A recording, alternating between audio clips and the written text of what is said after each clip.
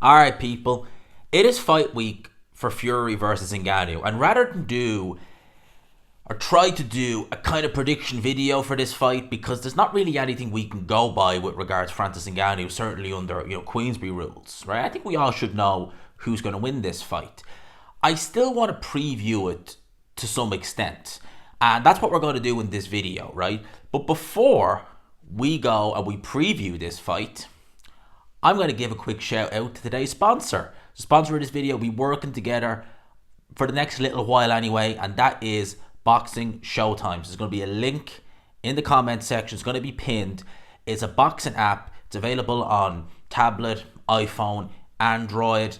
It is a great little app. It is essentially BoxRec, Boxing Scene, Ticketmaster, all rolled into one app. It gives you boxing news. It tells you what events are up and coming. It also actually has the Fury Ngannou undercard listed. Not only does it have it listed, it has the tail of the tape, where you can get tickets, a bar locator, how to watch, polls on who they think will win the fight, or who you think will win the fight. Also has some videos, links to some videos on YouTube about it as well. And crucially, what BoxRec doesn't even have, it actually has the undercard here.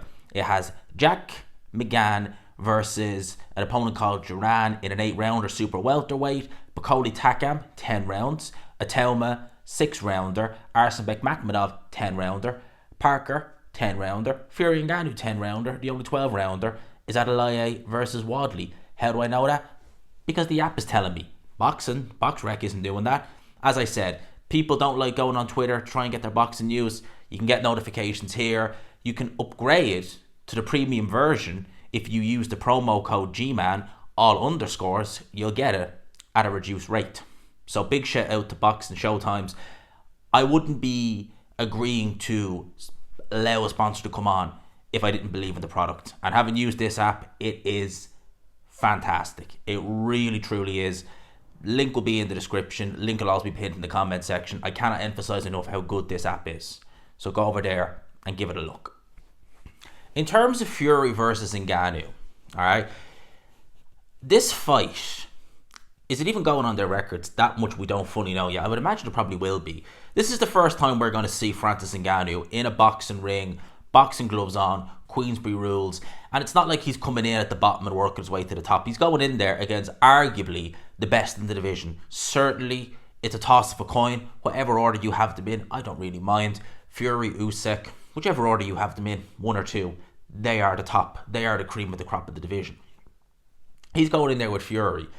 Now, many would say for Ngannou, there's no pressure. He's not expected to win. Many wouldn't even pick him over, a Luis Ortiz at this stage. Even at this stage with Ortiz, many wouldn't pick him because he's inexperienced in boxing. It's not his sport. MMA, it's a very different art form altogether. Great respect for MMA, and I enjoy MMA, but it's very different than just Queensberry rules.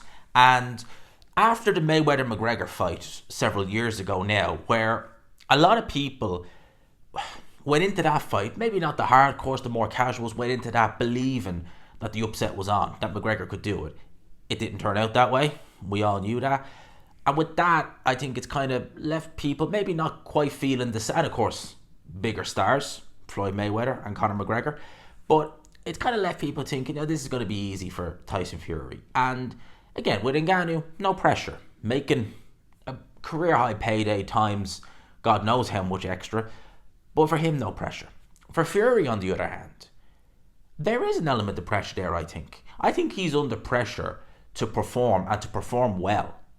I don't think Fury is going to take this as a sparring session. And I think if he does, if he takes this as a sparring session, if he decides, do you know what, I'm going to go a couple of rounds with this guy, I'm going to carry him. For the fans, I'm going to make it a spectacle, right? I don't think he's going to take any, major risks or give Ngannou, chances to land on him, because at the end of the day, Francis Ngannou was a very, very big man. He's over 200 pounds. He can punch a bit. And even if you're not a big puncher, if you're that big and you swing and land your best shot on any heavyweight, chances are you're going to hurt them. In fact, more often than not, you're going to hurt them. So he's probably not going to want to take any unnecessary risks, especially given the fact that the Usyk fight appears to be signed for. And given the fact that fight is now signed for, albeit we don't have a date, But given the fact that it is signed for, Tyson Fury is going to want to go into that fight with a bedrock of confidence behind him. He's going to want to go in knowing that the only performance he's going to have potentially in the calendar year of 2023 will be a good one, will be him looking devastating in a fight that is expected to be easy. Expect it. Make it easy. Show the people what you can do, because certain people and people like Alan Babbage have said that in camp with Fury, as good as he is, there's injuries there and that he is slowed down a bit. Put that, any doubt in people's minds that maybe you are slowing down a bit, put that to rest. Albeit, yes, I understand you're in there against a much inferior fighter. Much inferior fighter. I get that. But these are the fights, regardless of who you are, where you should be going in just, there you go. This is what I'm all about. Welcome to the big leagues. That's how it should be. And I think that's what Fury needs to do. And I think that given the fact that Alexander Usyk will be there, you don't want to... Alexander Usyk strikes me as a very confident individual, as does Tyson Fury. They're both very confident men. They're both, they're both strong there. They have strong will. They're both very confident men. You don't want to give the opponent any extra confidence. If Usyk is there and he's looking and seeing Tyson, he's saying he looks a bit slow and he's not moving like I thought he would, and a guy like Ngannou is able to land on him or able to push him back, that's going to give him even more confidence than he already has. And I think Fury is smart enough to know that. So I think that he's going to go in there and he is going to... I'm not expecting maybe a first round knockout or anything like that. I think he will go a little bit longer than that. But I could expect a bit of a fun display, let's say, where Fury is just having a bit of fun with Ngannou for the first round or two, and then steps on the gas. Bit like Dylan White, just okay, you're trying, have an uppercut, see you later, we're done. I can imagine it's going to be something like that. This is my long range boxing, this is my movement, gotta go to a corner, try and land on me, you can't, watch, here's an uppercut, you didn't see that coming, see you later.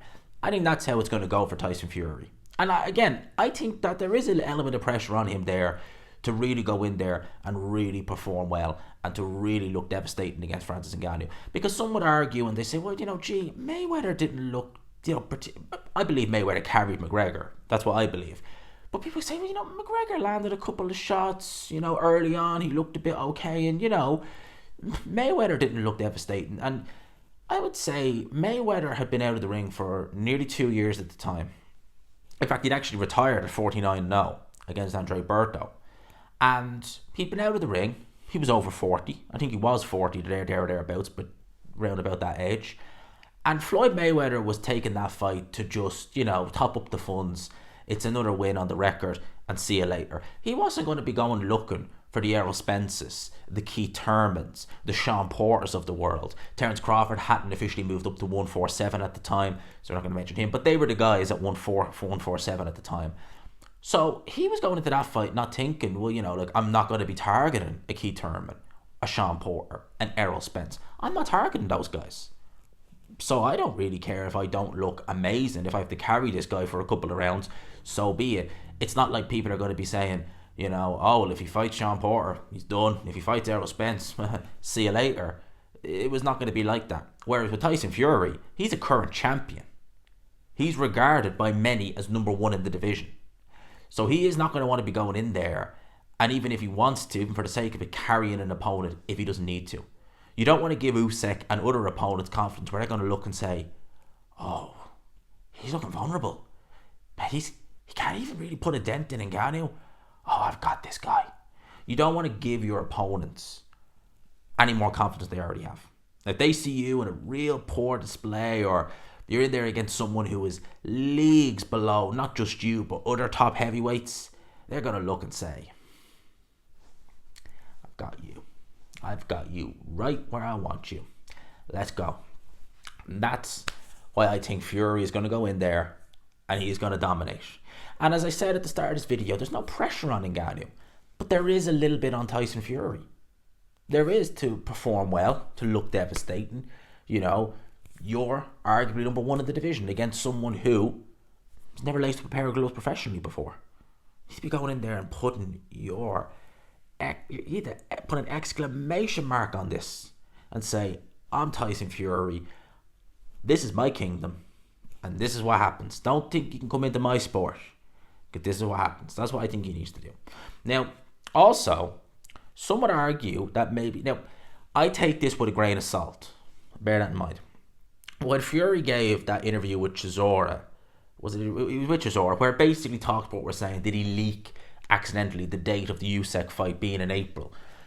If you go back to that article and you read down, he is saying in the article that he's lost 150 pounds in training camp coming into this fight.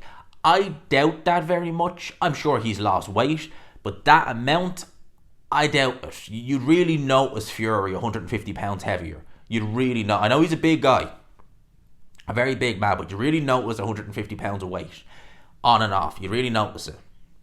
Though I think if he has lost that much weight, which I doubt, I take it with a grain of salt, how will that affect his performance?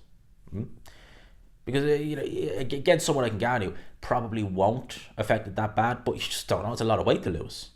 And if it's in a short space of time, you'll be drained. I remember when Fury got dropped in the night round against Wilder. It wasn't a heavy knockdown. It was legit, but it wasn't a heavy knockdown. The first thing Lennox Lewis said on commentary was, that's just the weight. It's just the losing of the weight. And obviously he lost a hell of a lot more weight coming into his comeback, because that was only 3 months after. It's actually quite incredible when you think about it, really. Less than 3 months, actually. He could make his comeback. No, sorry, my apologies. It was 6 months. 6 months thereabouts. But still, for 6 months to be fighting after your comeback, fighting Deontay Wilder, that's pretty impressive. And to lose the amount of weight he lost just to come back, you got to expect you're going to be a bit weak. Will he be a bit weak going into this fight? Who knows? It'll be interesting to see what they weigh on Friday. I leave it there. Let me know your thoughts in the comment section below going into this fight. Do you think that Fury is under pressure to perform? Do you think he will? I'm not going to ask, is anyone picking Ngannou to win? I just can't envision it. I wasn't doing YouTube at the time Mayweather fought McGregor, but I would be saying it as well, that I wouldn't have given him a snowball's chance in hell of surviving, and I don't give Ngannou a snowball's chance in hell of surviving with Fury any more than a couple of rounds. But I'm open to be proven wrong. Let me know your thoughts, people. Smash the like button if you could. Hit subscribe, of course, if you haven't already. Have a look at the comment section. Pinned is the sponsor of today's videos, Boxing Showtimes. Give them a look. Peace.